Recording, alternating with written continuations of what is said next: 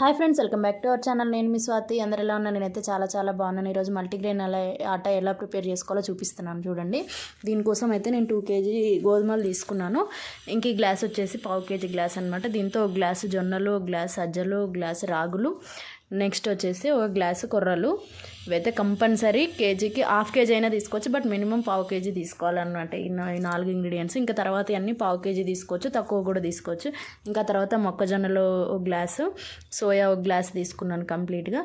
ఇంకా తర్వాత వచ్చేసి నెక్స్ట్ బార్లీ అనమాట. బార్లీ మినిమం 200 గ్రామ్స్ తీసుకోవాలి. ఇంకా నా దగ్గర 200 గ్రామ్స్ ఉన్నాయి, అంతవరకు అయితే వేసేసుకున్నాను. చూడండి, కంపల్సరీగా బార్లీ తీసుకోవాలి. వెయిట్ లాస్ అవ్వాలనుకునే వాళ్ళకి పర్ఫెక్ట్ అనమాట ఇవైతే, సోయా, బార్లీ. ఇంకా తర్వాత అవిసె గింజలు, ఇవి ఫ్లాక్స్ సీడ్స్ అంటారు కదా, అవి అనమాట. ఇవి ఒక 1/2 kg కంపల్సరీ. ఇవి కొంచెం ఎక్కువైనా వేసుకోవచ్చు, మినిమం 1/2 kg వేసుకోవాలి. తర్వాత బాదం కూడా 2 గుప్పిళ్ళు, అంటే అవి కూడా 200 గ్రామ్స్ మినిమం. 200 గ్రామ్స్ బాదం, సేమ్ 200 గ్రామ్స్ జీడిపప్పు కూడా వేసుకోవాలి. ఇంకా వేసుకొని ఇవన్నీ బాగా మిక్స్ చేసి ఒక 4-5 టైమ్స్ మినిమం కడుక్కోవాలన్నమాట. ఎందుకంటే కంపల్సరీ ఇవి మిల్లెట్స్ కదా, డస్ట్ ఉంటుంది కంపల్సరీగా. ప్యాకింగ్ ఐటమ్ అయినా సరే డస్ట్ ఉంటుంది. ఇంకా డస్ట్ పోయే వరకు 4-5 టైమ్స్ బాగా కడుక్కొని వాటర్ అన్నీ పోయిన తర్వాత ఇట్లా వడగట్టుకోవాలి. డైరెక్ట్ జల్లి బుట్టలైనా వడగట్టుకోవచ్చు, బట్ కొర్రలు, రాగులు చాలా సన్నగా ఉంటాయి కదా, అవి జారిపోతాయి మొత్తము. ఫస్ట్ టైం నాకు తెలియక వేస్తే మొత్తం జారిపోయినాయి అనమాట. ఇంకా తర్వాత సెకండ్ టైం నుంచి ఇట్లా మనం ఏ బట్టలో అయితే ఎండబెట్టుకుంటామో ఆ బట్టని ఇట్లా జల్లి బుట్టలో వేసుకొని పైనుంచి దాంట్లో వడగట్టుకోవచ్చు. వాటర్ మొత్తం కిందికి వెళ్ళిపోయి మిల్లెట్స్ అయితే లాస్ అవ్వకుండా ఉంటాం అనమాట. చూడండి, కిందికి ఏం పోకుండా వాటర్ మాత్రమే పోతాయి. కింద ఒక ఇట్లా ఎత్తుగా ఒక గిన్నె పెట్టుకొని వడగట్టుకుంటే ఇంకా బెటర్. చూసారు కదా, ఇట్లా వడగట్టుకోవాలి. మొత్తం వాటర్ అంతా పోయిన తర్వాత ఇంకా మంచిగా ఎండలో అయితే ఎండబెట్టుకోవాలి. నాకైతే మినిమం 2 days పడుతుంది. నేను బాల్కనీలోనే ఎండబెడతాను, పైన బాగా పిట్టలు ఎక్కువ అని. సో ఇంక ఇట్లా బాల్కనీలో అదే బట్టతో మంచిగా మొత్తం ఎండబెట్టుకుంటే బెటరు. ఇంక ఇట్లా మొత్తం ఎండబెట్టుకున్న తర్వాత అయితే నాకైతే 2 days అబోనే పడుతుంది. 2 days కంప్లీట్గా ఎండబెట్టి 3rd day కూడా 2 hours ఎండబెట్టి పంపించాను అనమాట మిల్లు దగ్గరికి. ఇంకా మీకు ఒక రోజులో ఎండితే బాగా అట్లా ఒక రోజులో ఎండబెట్టుకోవచ్చు. ఇట్లా సగానికి పైగా వచ్చినాయి నాకైతే ఈ డబ్బాలోకి. ఇంకా దాంట్లో ఒక 1/2 kg ఓట్స్ కూడా కలుపుకొని బాగా మిక్స్ చేసి పట్టించుకోవాలి. గుర్తుపెట్టుకుంటే ఓట్స్ మిల్లుకి ఇచ్చేటప్పుడు మాత్రమే వేసి కలపాలి, ఎండబెట్టిన తర్వాతనే. ఇంకా అట్లా వేసి మొత్తం మిక్సీ పట్టుకుంటే నాకైతే డబ్బా నిండుగా వచ్చింది. 4 kgs అబోవ్ అయింది మొత్తము మిల్లెట్స్. ఇంకా చూసారు కదా, ఒక డబ్బాకి వేసి పెట్టుకొని ఇంకా నెక్స్ట్ చపాతీ ఎట్లా చేసుకోవాలో చూపిస్తుంది చూడండి. ఒక బౌల్ పెట్టుకొని వాటర్ 1 కప్పు పిండికి 1/2 కప్పు వాటర్ పోసుకొని దాంట్లో కొంచెం సాల్ట్ వేసుకొని వాటర్ బబుల్స్ వచ్చేటప్పుడు పిండి వేసుకొని కలుపుతూ కొంచెం లైట్గా అట్లా కలిపేసి మూత పెట్టేసేయాలి. ఆవిరికి పిండి ఉడికినట్టు అవుతుంది అనమాట. కొంచెం గోరువెచ్చగా ఉన్నప్పుడు తీసుకొని కొంచెం నెయ్యి వేసుకుంటూ కలుపుకోవాలన్నమాట. ఒక 1 స్పూన్ నెయ్యి వేసుకుంటే సరిపోతుంది. నెయ్యి ఇష్టం లేని వాళ్ళు కొంచెం ఆయిల్ అయినా వేసుకోవచ్చు, అది మీ ఇష్టం, పూర్తిగా ఆప్షనల్. వెయిట్ లాస్ అవ్వాలనుకున్న వాళ్ళైతే, ఆయిల్ వద్దనుకునే వాళ్ళు ఆయిల్ వేసుకోకపోయినా పర్లేదు. ఇంక ఇట్లా చపాతీ ముద్దలాగా కలుపుకుంటే చాలా సాఫ్ట్గా వస్తుంది ఈ పిండి అయితే.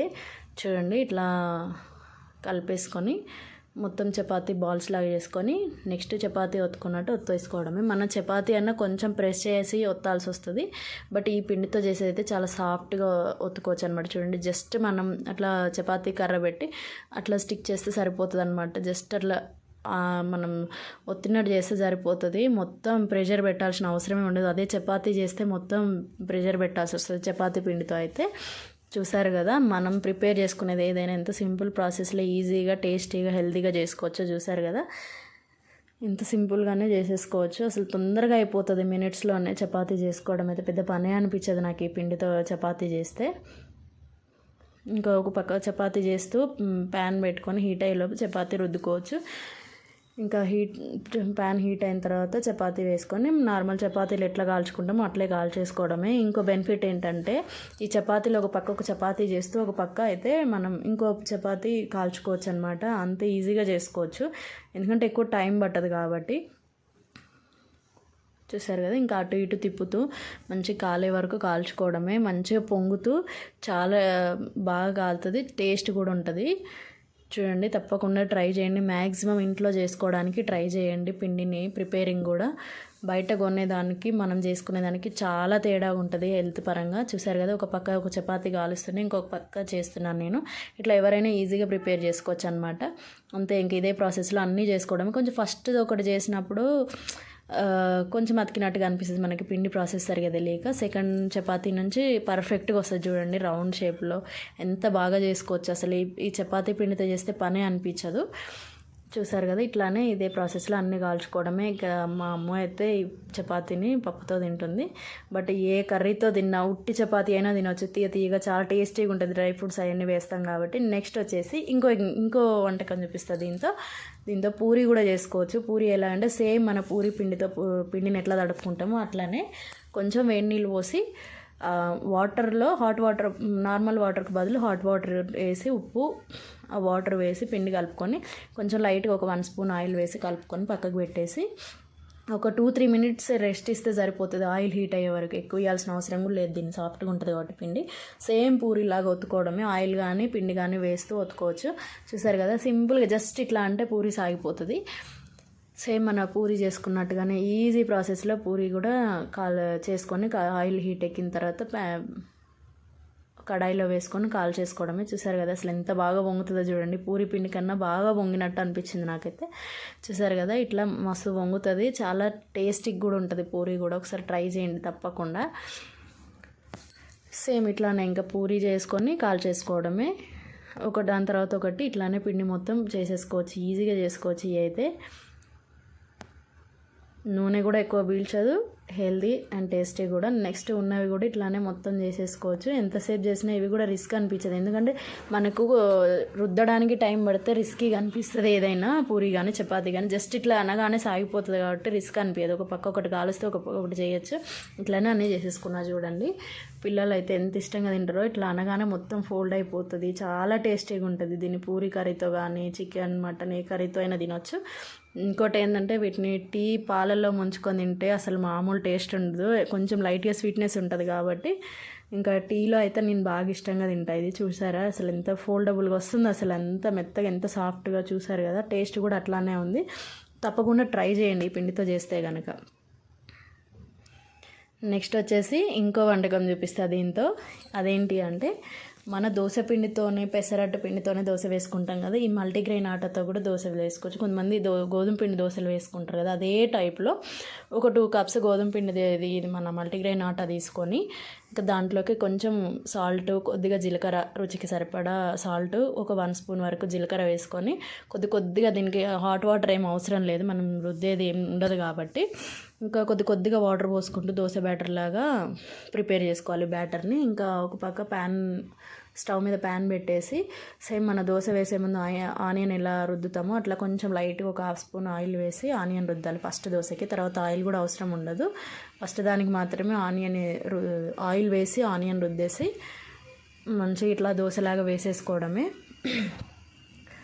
వేసుకొని పైనుంచి ఒక ఫ్యూ డ్రాప్స్ అంతే ఆయిల్ వేసుకోవచ్చు. వేసుకోకపోయినా కూడా చాలా టేస్టీగా బాగానే వస్తుంది, క్రిస్పీగా వస్తుంది మంచిగా. సైడ్స్ కాలనిస్తే ఇంకా సైడ్స్కి ఇట్లా బ్రౌనిష్ కలర్ వచ్చిన తర్వాత మనకు మొత్తం కాలిపోయినట్టు అనమాట.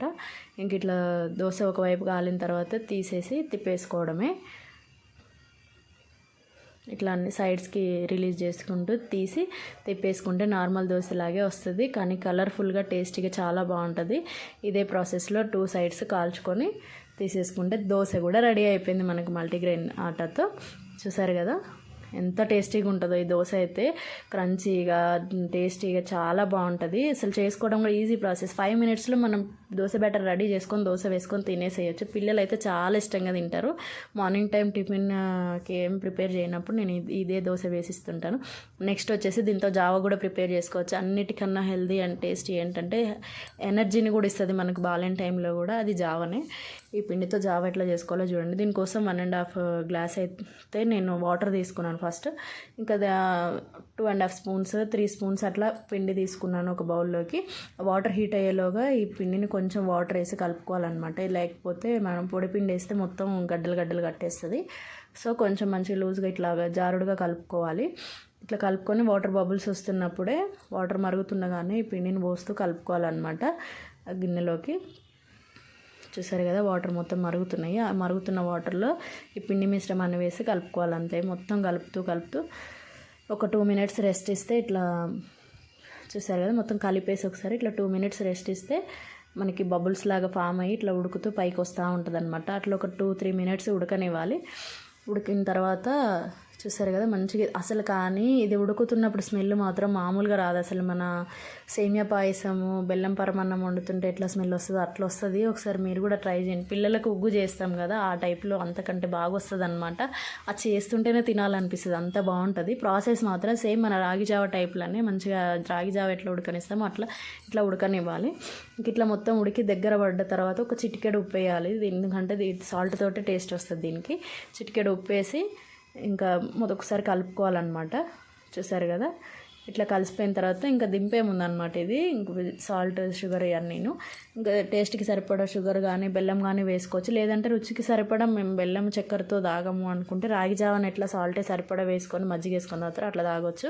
ఇంకా చక్కెర కరిగిన తర్వాత ఒక ఇలాచి 1 లేదా 2 ఇలాచీలు కొట్టి దాంట్లో వేసుకుంటే ఫ్లేవర్ బాగుంటుంది. అది మన ఇష్టం, నట్స్ అయినా వేసుకోవచ్చు. ఇంకా దింపే ముందైతే ఒక చిన్న గ్లాస్ అన్ని పాలు పోసుకొని బాగా కలుపుకోవాలి. ఆ పాలు జావకు పట్టేటట్లుగా చూసారు కదా ఇట్లా బాగా కలుపుకొని ఒక పొంగిన తర్వాత మనం స్టవ్ ఆఫ్ చేసుకోవాలన్నమాట. అంతే, ఒక్క పొంగితే సరిపోతుంది. ఇంకా స్టవ్ ఆఫ్ చేసుకుంటే మంచిగా వేడి మొత్తం పోయే వరకు ఉంచాలి. దీన్ని గోరువెచ్చగా తీసుకున్న టేస్టీగా ఉంటుంది. చూసారు కదా ఇట్లా ఒక్క పొంగాలన్నమాట. పొంగితే పాలనేవి మంచిగా జావకు బట్టి మన పాల టేస్ట్తో ఇంకా స్వీట్నెస్ వస్తుంది, టేస్ట్ బాగుంటుంది. చూసారు కదా ఇట్లా రావాలి. ఆ పాలలో లైట్గా మీగడ వస్తుంది కదా అది పైకి వచ్చే వరకు.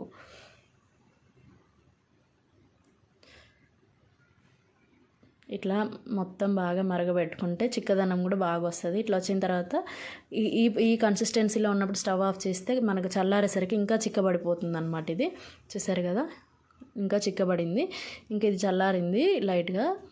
దీన్ని గ్లాస్లోకి వేసుకొని తాగేసేయడమే. నెక్స్ట్ దీన్ని మజ్జిగతో తాగినా చాలా టేస్టీగా ఉంటుంది, బెల్లం వేసుకున్నా చాలా టేస్టీగా ఉంటుంది అనమాట. చూసారు కదా కొంచెం చల్లారిన తర్వాత అయితే నేను గ్లాస్లో పోసుకొని నెక్స్ట్ తాగేస్తున్నాను. దీనైతే పెద్దవాళ్ళకన్నా చిన్న పిల్లలు అయితే ఇంకా చాలా ఇష్టంగా తాగుతారు. ఎందుకంటే సేమ్ వాళ్ళకు ఉగ్గు తిన్నట్టే ఉంటుంది అనమాట. ఇంకా చిన్నపిల్లల కోసం అయితే బెల్లం వేసి కాసిస్తే ఇంకా చాలా ఐరన్ ఫుడ్ ఇచ్చిన వాళ్ళం అవుతాము. చూడండి ఎంత చిన్నపిల్లలైనా ఎంత టేస్టీగా అసలు తినరాకపోయినా తింటారు అనమాట. ఇట్లా ఉంటుంది మా ఇంట్లో పిల్లల పరిస్థితి అయితే. మ్యాక్సిమం అందరు ఇంట్లో చిన్నపిల్లల పరిస్థితి ఇంతే అనుకుంటా. వాళ్ళకి నచ్చితే అది ఏ రకంగానైనా తింటారు, నచ్చకపోతే మాత్రం ఎన్ని రకాలుగా చెప్పినా తినరు. చూసారు కదా ఇదన్నమాట సంగతి. ఇంకా ఈ మల్టీగ్రెయిన్ ఆటతో 4 రకాల వంటకాలు చేసుకోవచ్చు. తప్పకుండా ట్రై చేసి కామెంట్ చేయాలి ఎలా ఉందో. Please subscribe to my channel.